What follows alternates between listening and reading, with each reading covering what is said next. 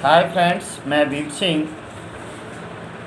उजाला computer centre की तरफ से। आज हम आपसे बहुत सारी डिस्कस करेंगे और कंप्यूटर इंट्रोडक्शन के चैप्टर में हमारे पास एक नया चैप्टर है। इसमें नया चैप्टर है जिसका है मेलिंग शिष्टाचार। मेलिंग शिष्टाचार हम आम पब्लिक से कैसे करें और आईटी सामाजिक कानून और नैतिक पहलुओं को कैसे समझें और भारत में आईटी के लिए कानूनी ढांचा क्या क्या है। तो आइए हम सबसे पहले आपसे डिस्कस करें मेलिंग शिष्टाचार।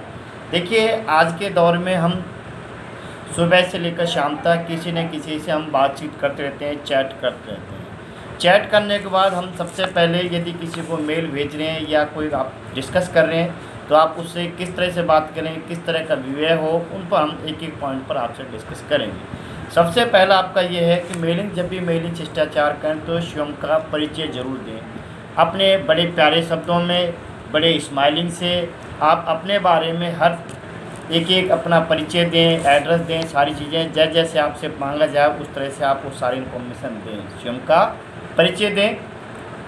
दूसरा है सब्जेक्ट लाइन को जांचें। आप जिस सब्जेक्ट लाइन आप जिस विषय में बात करें, जो सब्जेक्ट लाइन आपकी है, विषय वस्तु है, उसको आप पूर्ण जांच लें कि हम जिस विषय वस्तु बात करें हम उसी विषय वस्तु बात कर रहे हैं, नहीं करें, या किसी दूसरी विषय वस्तु पर तो नहीं जा रहे हैं। तो अपनी सब्जेक्ट लाइन जरूर जांच लें, चेक कर लें, इस चीज़ का भी विशेष ध्यान दें। नेक्स्ट है टू और सीसी के अंतर को समझें।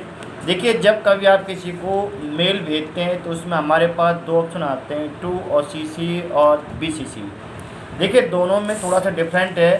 सीसी को समझें। सीसी का समझने मतलब है जितने लोगों को आप ईमेल भेजते हैं, जितने लोगों को आप क्या करते हैं, ईमेल भेजते हैं, उतने ही आपको ईमेल का जवाब मिलने की संभावना कम हो जाए। जितने आदमियों को ज़्यादा मेल भेजते हैं उतनी ही आपको जवाब रिप्लाई होने की संभावनाएं कम हो जाती हैं। आप अपनी ईमेल ड्रॉप करते समय टू में उन्हीं लोगों को शामिल करें जिनका आप मेल पढ़ना चाहते हैं, जिनको आप मेल पढ़वाना चाहते हैं, पढ़ना चाहते हैं और उनसे उत्तर पाना चाहते हैं, जिनसे आप रिप्लाई करना चाहते हैं। तो इसी तरह सीसी में उन्हीं लोगों को शामिल करें। कहने मतलब है सीसी में उन्हीं लोगों को शामिल करें जिनको आप ईमेल सिर्फ जानकारी के लिए भेजना चाहते हैं। समझ में आएगी बात। सीसी का मतलब है कि आप जिन आदमियों को आप मेल भेज रहे हैं उनको खाली आप जानकारी देना चाहते हैं, किसी चीज़ का अनाउंसमेंट देना चाहते हैं, तो उन्हीं लोगों को आप सीसी में आप शामिल कर सकते हैं। जबकि बीसीसी का उपयोग सोच समझ कर करें। जिन लोगों को आप बीसीसी में शामिल करते हैं उनका नाम दूसरे लोगों को दिखाई नहीं दे। कहने मतलब है कि मान लीजिए आपने 50 आदमियों को ईमेल भेजी, यदि आप बीसीसी करते हैं तो 50 आदमियों को ये नहीं पता लगा कि ये उस फलाने व्यक्ति को भी ये ईमेल गई है। सबको लगेगा कि ईमेल हमें ही, हमारी किसी कंपनी ने हमको ही भेजी है। जबकि सीसी में क्या होता है कि जो आप ईमेल 50 आदमी भेजी गए तो वो 50 आदमी सभी को पता होती है कि ये ईमेल हमको भेजिए, उसको भेजिए, उसको भेजिए। मतलब उस ईमेल का इतना वजूद नहीं होता जितना बीसीसी का होता है। तो आप यदि किसी को अनाउंसमेंट करते हैं, किसी को सूचना दिखाना चाहते हैं तो आप सीसी करें।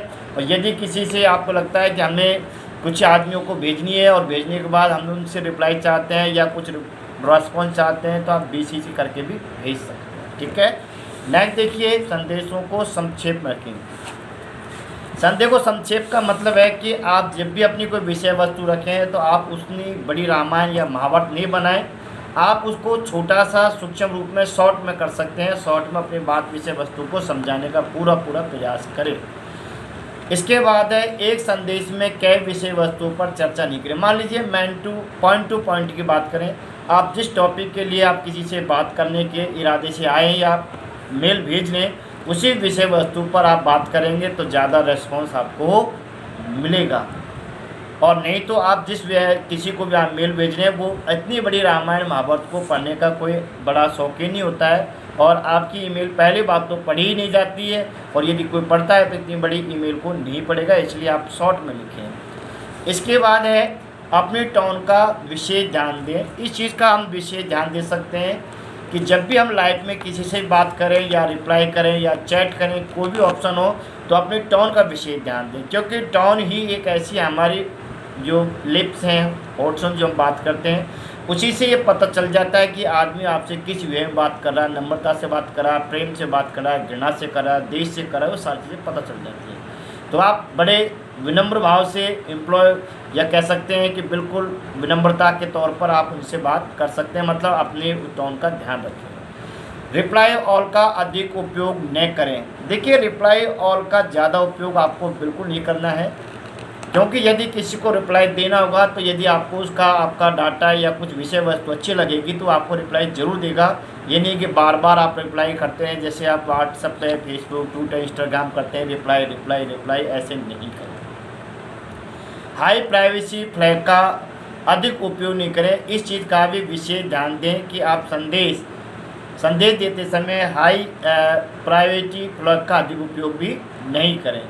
सब कुछ बड़े अक्षर में ना लिखें। देखिए हमारा एक सोच और समझ एक कंडीशन अलग है। कहने का मतलब है कि हम ज़्यादा यदि हम सभी चीज़ें बड़ी स्पेलिंग में नहीं लिखें, क्योंकि यदि कोई हाईलाइट हो तो आप कोई बड़ी स्पेलिंग में लिख सकते हैं, कोई सेंटेंस का पहला करैक्टर या कुछ इस तरह का वर्ड लिख सकते हैं, बाकी कोई चीज़ें सारी आप जो स्मॉल इंग्लिश हैं उसमें लिखें। क्यों, कारण क्या होता है कि हम ज़्यादातर क्या है कि स्मॉल मीनिंग्स हैं उनको ज़्यादा हम रीड राइट करते हैं कैपिटल की बजाय, क्योंकि शुरू से हम क्या कर रहे हैं कैपिटल की बजाय स्मॉल मीनिंग को ही ज़्यादा हम रीड राइट करते हैं इसलिए। इसके बाद और ध्यान दें, मेल भेजने से पहले मेल प्रमाणिकता की जांच कर लें कि आप यदि किसी को मेल भेज रहे हैं उस मेल की भी आप पूरी जांच कर लें कि आपने जो कुछ विषय वस्तु लिखी है वो सही तो लिखी हुई है या उसमें कोई मिस्टेक तो नहीं है। इसलिए केवल कंपनी उद्देश्यों के लिए हम बात कर रहे थे इसी में कि मेल भेजने से पहले मेल की प्रमाणिकता की पूरी जांच कर लें, ये चीज़ ध्यान रखें। इसके बाद है आपकी कंपनी का ईमेल निजी नहीं है, इस चीज़ का विशेष ध्यान दें। कोई भी कंपनी का एम्प्लॉई हो, यदि आप किसी को भी मेल भेजें तो आपका खुद का ईमेल निजी नहीं है, कंपनी का मेल है, तो आप विशेष कर ध्यान दें। यदि आपको कोई पर्सनल ईमेल भेजनी है तो आप अपनी खुद की ईमेल आईडी से या प्राइवेट ईमेल आईडी से भेजें, कंपनी की ईमेल आईडी से कभी भी पर्सनल चीज़ें न शेयर करें। इसके बाद अगला नेक्स्ट है अपने ईमेल हस्ताक्षर का प्रयोग करें। अपने ईमेल हस्ताक्षर मतलब है जब भी आप किसी को ईमेल भेजें तो अपने ईमेल एड्रेस का विशेष ध्यान दें। इस चीज़ का आपका विशेष ध्यान देना है कि अपने ईमेल हस्ताक्षर का प्रयोग करें। जब भी आप किसी को मेल भेजें, अपना कंपनी का नाम, आपका नाम, पोस्ट, इस तरह की सारी चीज़ें आपका पूरा ब्यौरा होना चाहिए। हो सकता है तो आपको लिंक भी भेज सकते हैं, तो ये चीज़ें आपको विशेष ध्यान रखनी है। स्पेलिंग चेकर का प्रयोग करें। सब कुछ आपका पूरा ईमेल तैयार हो जाए तो आप स्पेलिंग भी विशेषकर चेक करें कि आपकी कोई मीनिंग मिस्टेक तो नहीं है, क्योंकि इससे आपकी कंपनी की छवि को ख़राब होने का पूरा डर होता है। तो इन चीज़ों का विशेष ध्यान दें। स्पेलिंग सेटिंग सही है कि नहीं है, वर्ड सेंटेंस सही है कि नहीं है, पैराग्राफ सही है कि नहीं है, ये चीज़ों का विषय है। यदि ये विषय वस्तु आप सही रखेंगे तो डिजिटल दुनिया में आप और मेलिंग शिष्टाचार से आप अपना और अपनों का दिल जीत पाएंगे। ये था हमारा आज का मेलिंग का शिष्टाचार का टॉपिक। अगला हम नेक्स्ट बात करें आईटी के सामाजिक, कानूनी और नैतिक पहलुओं के बारे में हम डिस्कस कर रहे हैं।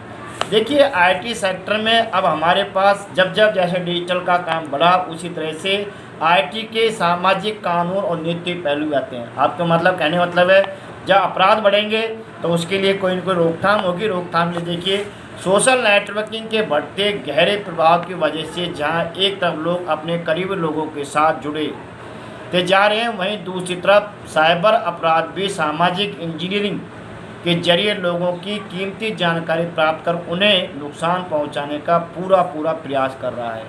अब इन सभी को कैसे रोका जाए, इसके लिए हमारे पास एक आईटी का या कह सकते हैं भारत सरकार ने आईटी के लिए कानून ढांचा तैयार किया है और वो ढांचा है ISO 27001 है, जो अंतर्राष्ट्रीय साइबर सुरक्षा मानदंड के अनुसार इसको रखा गया है। अब हम इसमें बात करें, नेक्स्ट बात करें आपसे भारत में आईटी के लिए कानूनी ढांचा। देखिए भारत में आईटी अधिनियम 2000, इंडियन एक्ट 2000 के तहत 2 कानून तय किए गए। कौन कौन से? यह भारत में साइबर अपराध और इलेक्ट्रॉनिक कॉमर्स से संबंधित प्राथमिक कानून है। पहला, यह अधिनियम इलेक्ट्रॉनिक अभिलेख और डिजिटल हस्ताक्षरों को मान्यता देकर इलेक्ट्रॉनिक प्रशासन के लिए कानूनी रूपरेखा प्रदान करता है और यह साइबर अपराधों और उनके लिए निर्धारित मानदंडों को क्या करता है, परिभाषित भी करता है। इन चीज़ का हम विशेष ध्यान देंगे। इसके बाद है धारा 65 में कंप्यूटर स्रोतों के साथ छेड़छाड़ की गई हो, धारा 66 में हैकिंग और धारा 43 में इलेक्ट्रॉनिक अभिलेख क्योंकि साथ छेड़छाड़, धारा 67 में इलेक्ट्रॉनिक रूप में अश्लील जानकारी छापने के, ये कुछ नियम कानून बनाए गए हैं जिनसे क्या होगा कि आपका डिजिटलाइज जो अपराध है वो कम से कम आपके हो पाएंगे। आप इन चीज़ों का विशेष ध्यान दें।